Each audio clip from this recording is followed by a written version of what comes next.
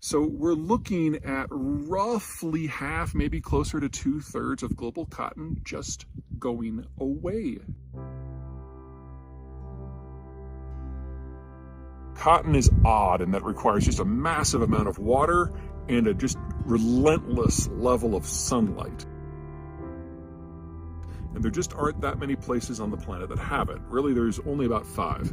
Zhejiang in China, Central Asia, specifically Uzbekistan and Turkmenistan, the American South, specifically the Carolinas and Mississippi, Brazil, and the Nile Valley. It's not that cotton is necessarily difficult to grow if you've got those right inputs. However, having it scattered to just 5 places in many ways makes the cotton market actually more vulnerable to disruption than, say, the oil market. I mean, sure, you're not going to see those wild price swings that we can see with oil because of inelastic demand, but it's definitely a problem. And in the world that we are degrading into, a lot of this stuff is simply going to fall off the market. Even assuming no one in the West develops a moral backbone on things like genocide in Zhejiang, China's going to fall off the market over the course of the next decade.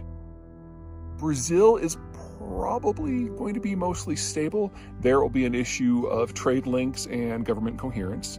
They'll probably be able to hold it on. The American South obviously will be fine. Egypt, anything happens to global agriculture, and Egypt cotton goes away completely. What the Egyptians have been doing for the last century is selling cotton on international markets and using the income from that to buy wheat that then they subsidize in terms of selling it to their population. Well, the population under this policy is now expanded beyond the ability of Egypt to feed its own population if they switched everything to wheat. So if there's a disruption to wheat supplies, not only do we get famine in Egypt, in order to prevent just mass carnage, the Egyptian government will have no choice but to stop all cotton production and go back to wheat full time. That just leaves Central Asia. Now, even before talk about climate change was in vogue around the world, we had an in-progress environmental disaster in Central Asia. There are 2 rivers, the Amu and the Sir, which the Soviets diverted to massive cotton plantations in the middle of the Central Asian deserts. That grew a lot of cotton. They were doing this so they wouldn't have to tap international markets to get, say, Egyptian or Southern cotton. But it meant that it took 2 rivers that drew water from a very limited glacial impact and put it all in the desert. Well, 50 years later, 60 years later, the glaciers that provide that water are almost gone. They will disappear this decade. And then both of those rivers will disappear and they will take the cotton with them. So we're looking at roughly half, maybe closer to 2/3 of global cotton just going away this decade.